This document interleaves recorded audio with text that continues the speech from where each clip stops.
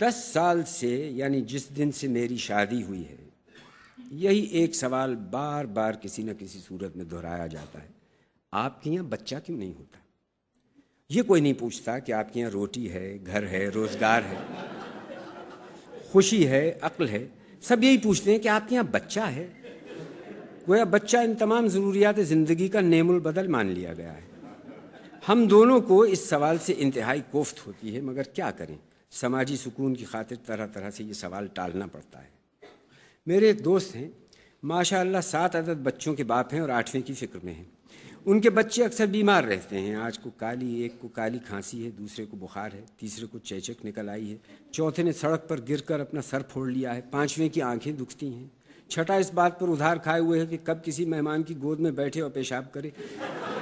مگر اس روشن اولاد کے باپ کو صرف ایک ہی غم کھایا جا رہا ہے۔ اٹھتے بیٹھتے مجھ سے سوال کرتے رہتے ہیں: آپ کے یہاں بچہ کیوں نہیں ہوتا؟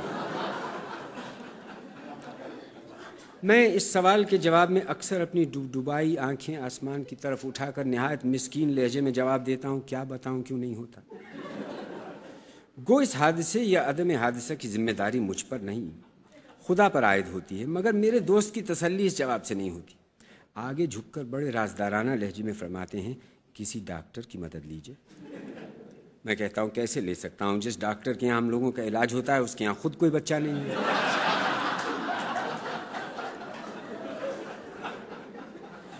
وہ فوراً گھبرا کر کہتے ہیں: آپ سمجھے نہیں، میرا مطلب ہے کسی ڈاکٹر کو دکھائیے، ممکن ہے آپ کے اندر کوئی نقص۔ میں بات کاٹ کر کہتا ہوں: دکھایا ہے، کوئی نقص نہیں ہے۔ میرے دوست بڑی حیرت سے کہتے ہیں: پھر بھی بچہ نہیں ہوتا؟ حیرت کی بات ہے صاحب۔ یہ کہہ کر وہ نہایت شبہ سے مجھے دیکھنے لگتے ہیں، جیسے میں جھوٹ بول رہا ہوں اور کسی خوفناک بلکہ شرمناک مرض کا شکار ہوں۔ ایک دوست ہیں ہمارے، انہیں یہ تو شبہ نہیں کہ ہم دونوں میاں بیوی میں خدا نخواستہ کوئی نقص ہے، مگر وہ یہ ضرور سمجھتے ہیں کہ ہم لوگ دیدہ و دانستہ بچہ پیدا نہیں کرتے۔ جب بھی ہمارے یہاں آتے ہیں بچوں کے فوائد پر مختلف زاویوں سے روشنی ڈالتے ہیں، البتہ تقریر کرتے وقت انداز ان کا سیاستدان کا سا نہیں ہوتا ہے، بلکہ ایسے کاروباری کا جسے ہمارے یہاں بچہ پیدا ہونے پر انہیں فوراً کمیشن ملے گا۔ میں ان سے بہت الجھتا ہوں، کیونکہ مجھے خامخواہ شبہ ہو جاتا ہے کہ بچہ میں پیدا کروں گا، فائدہ انہیں ہوگا۔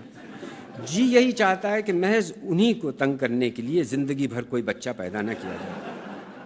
اکثر فرماتے رہتے ہیں کہ اگر آپ کے گھر کوئی بچہ ہوتا تو ضرور میں اس کی شادی اپنی منی سے کرتا۔ ان کی منی انتہائی بدصورت، بد مزاج، محلے کے سب بچوں سے لڑتی ہے۔ اس کے سر پر بال اس قدر کم ہیں کہ بڑے ہونے پر انشاءاللہ واقعی گنجی ثابت ہوگی، مگر یہ حضرت ہیں کہ میرے گھر میں اسی چاند سی بہو کا اضافہ کرنے پر تلے ہوئے ہیں۔ اس منی کو دیکھ کر مجھے نہ صرف اپنے بلکہ ان تمام بچوں کی خوش قسمتی پر رشک ہوتا ہے جو ابھی پیدا نہیں ہوئے۔ یہ اکثر کہا گیا ہے کہ بچے قوم کی دولت ہیں۔ اگر یہ سچ ہے تو ہندوستان کا شمار دنیا کی امیر ترین قوموں میں کرنا چاہیے۔ زندگی کے کسی اور شعبے میں ہم دولت پیدا کریں یا نہ کریں، بچے پیدا کرنے میں ہمارا کوئی ثانی نہیں۔ ہمارے محلے میں ایک صاحب رہتے ہیں، نام ان کا دولت رام ہے، اور واقعی بچوں کی دولت کے اعتبار سے وہ ہمارے محلے کے رئیس سمجھے جا سکتے ہیں۔ اب تک وہ صرف 8 بچے تصنیف فرما چکے ہیں، اور اس پہ اپنی خوش قسمتی پر نازاں نظر آتے ہیں۔ اکثر ایک بچے کو کندھے پر چڑھائے، دوسرے کو گود میں اٹھائے اور تیسرے کو انگلی سے لگائے میرے پاس آتے ہیں، اور چوتھے بچے کو میری گود میں دے کر کہتے ہیں: بھائی صاحب اب آپ بھی بال بچوں والے ہوتے تو اپنے بچے کو گود میں لے کر کتنے خوش ہوتے۔ میں جلدی سے ان کے بچے کو گود سے اتار کر کہتا ہوں: رہنے دیجیے بھائی صاحب، میں لنڈورا ہی بھلا۔ اس پر ان کا بچہ میری گود سے اترنے سے انکار کر دیتا ہے اور اپنی ناک سے انگلی نکال کر میرے منہ میں ٹھونستے ہوئے کہتا ہے: آہا میرا چاچا لنڈولا، میرا چاچا لنڈولا۔ پھر ان بچوں کے نام کس قدر عجیب ہیں۔ جو لڑکا ہے وہ کٹو ہے یا بجو ہے یا سلو ہے، جو لڑکی ہے وہ شنی ہے یا ڈنی ہے یا پمی ہے۔ آج تک آپ نے کسی بچے کا نام قاعدے اور ڈھنگ کا نہیں سنا ہوگا۔ اس بات سے جہاں والدین کے ذہن کی غربت پر روشنی پڑتی ہے، وہاں ان بچوں کے مستقبل کا بھی کچھ اندازہ ہوتا ہے، جو یہ نام لے کر زندگی کے سفر پر نکلتے ہیں۔ اس حساب سے اپنے بچپن میں پنڈت جواہر لال نہرو کا نام ضرور ججو رہا ہوگا۔ میکملن کا نام مکی اور کینیڈی اگر ہندوستان میں پیدا ہوتے تو ضرور ان کا نام کڈا ہوتا۔ میرے خیال میں بڑے آدمیوں کی عظمت کا ایک ثبوت یہ بھی ہے کہ وہ اپنے بچپن کے مذاق خیز ناموں کے باوجود بڑے آدمی بن جاتے ہیں۔ آج کل یہ ایک طرح کا فیشن چل نکلا ہے کہ بچوں کو روکو نہ ٹوکو، جو ان کا جی چاہے وہی کرنے دو۔ سنا ہے کہ اس سے بچوں کی بہت سی نفسیاتی الجھنیں دور ہو جاتی ہیں، یعنی وہ الجھنیں جو بڑے ہونے پر انہیں لاحق ہو سکتی تھیں۔ یہ بھی سنا ہے کہ ایسی نفسیاتی ایجاد کا سہرا فرائیڈ کے سر پر ہے، جس سے بڑا الجھنوں کا بانی و گورکھ دھندے باز اس دنیا میں پیدا نہیں ہوا۔ ایک دفعہ کا ذکر ہے کہ میرے دوست اپنی بیوی اور 6 بچوں کے ساتھ ہمارے گھر میں اس وقت وارد ہوئے جب ہم میاں بیوی نہا دھو کر اجلے کپڑے پہن کر سنیما جانے کی تیاری کر رہے تھے۔ ہمارے ہندوستانی سماج کا ایک قاعدہ یہ ہے کہ آپ کتنے ہی ضروری کام یا ضروری تفریح کے لیے جا رہے ہوں، لیکن گھر میں اگر مہمان آ جائے، وہ بھی ہمسایہ، تو آپ کہیں نہیں جا سکتے، مہمان سے کچھ نہیں کہہ سکتے، آپ کو لامحالہ رکنا پڑے گا، گھنٹوں بات چیت کرنی پڑے گی، اور باتوں کے درمیان بات بے بات بلا وجہ ہنسنا پڑے گا۔ چنانچہ دولت رام میرے دوست نے آتے ہی میری پیٹھ پر ایک زور کا دھپ دیا اور میری کمر میں ہاتھ ڈال کر بڑی بے تکلفی سے میری ہڈی پسلی ایک کرتے ہوئے مجھ سے لپٹ گئے۔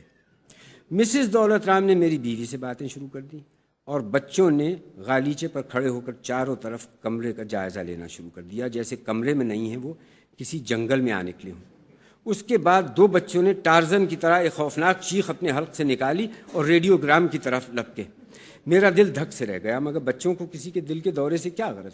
چنانچہ ایک بچے نے بڑھ کے ریکارڈ بجانے شروع کر دیے، دوسرے نے ریڈیو کی سوئی گھمانی شروع کر دی، تیسرا بچہ کتابوں والی الماری پر چڑھ گیا اور کتابیں نکال نکال کر باہر پھینکنے لگا۔